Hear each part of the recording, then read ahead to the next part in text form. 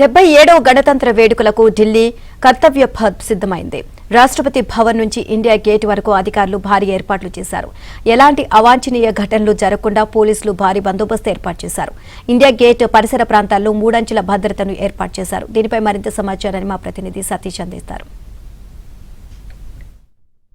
77వ గణతంత్ర దినోత్సవ వేడుకలకు కర్తవ్య పథ్ ముస్తాబైంది. ఇప్పటికే ఏర్పాట్లను పెద్ద ఎత్తున చేశారు. ప్రస్తుతం మనం కర్తవ్య పథ్లో ఉన్నాం. కర్తవ్య పథ్ వద్ద తాజా విజువల్స్ మీ అందరికీ చూపించే ప్రయత్నం కూడా చేస్తాం. ప్రస్తుతం చూడొచ్చు, రాష్ట్రపతి భవన్ నుంచి ఇండియా గేట్ వరకు కూడా కర్తవ్య పథ్ ఉంటుంది. ఆ కర్తవ్య పథ్కి సంబంధించి పూర్తిగా మువ్వెన్నెల జెండాలు సైతం కూడా రెపరెపలాడుతున్న తీరును మనం చూస్తున్నాం. దాదాపు ఏర్పాట్లన్నింటి కూడా పూర్తి చేశారు. రేపు ఘనంగా కూడా పెరేడ్ నిర్వహించబోతున్నారు. ఇప్పటికే కర్తవ్య పథ్లో 2 వైపులా లాంజ్లు ఉంటే ఆ లాంజ్లకు సంబంధించి సీటింగ్ కెపాసిటీని కూడా భారీగా ఏర్పాటు చేశారు. ఈసారి దాదాపు 10,000 మంది ప్రత్యేక అతిథులు, అంటే సామాన్యులు కావచ్చు, రైతులు కావచ్చు, వివిధ డ్వాక్రా సంఘాల్లో పనిచేసేవారు కావచ్చు, అనేక మందిని 10,000 మంది విశిష్ట అతిథులను అందరినీ కూడా గుర్తించి వారికి ప్రత్యేక ఆహ్వానాలు అందించడం జరిగింది. ప్రధానంగా మొదటిసారి వీవీఐపీ కల్చర్ను తీసివేస్తూ పూర్తిగా వీవీఐపీ కల్చర్ స్థానంలో ఇప్పటికే ఎక్కడైతే వీవీఐపీ సిట్టింగ్ ఉంటుందో ఆ సిట్టింగ్కి సంబంధించి నదుల పేర్లను కూడా ప్రస్థానానికి జీవనదుల పేర్లను కూడా కేంద్ర ప్రభుత్వం పేర్లు కేటాయించి నామకరణం చేయడం జరిగింది. ప్రస్తుతం మనం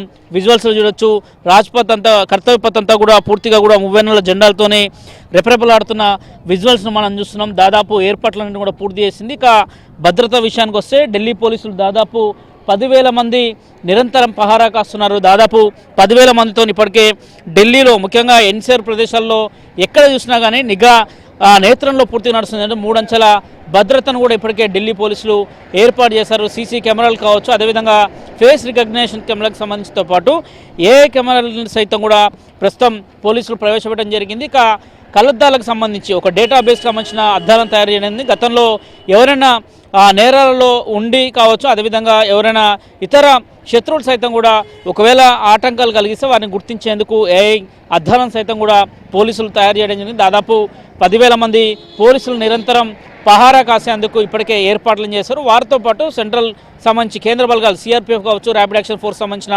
బృందాలు కావచ్చు, వారంతా కూడా ఏర్పాట్లను చేశారు. ఇప్పటికే మరోవైపు చూడొచ్చు, ఇండియా గేట్ వరకు కూడా పూర్తిగా విజువల్స్లో ఏ విధంగా ఉందో. రేపు పెరేడ్ అంతా కూడా ఈ ప్రాంతంలో జరగబోతుంది. కర్తవ్య పథ్లో కొంత భద్రతను కూడా కట్టుదిట్టం చేశారని చెప్పాల్సి ఉంటుంది.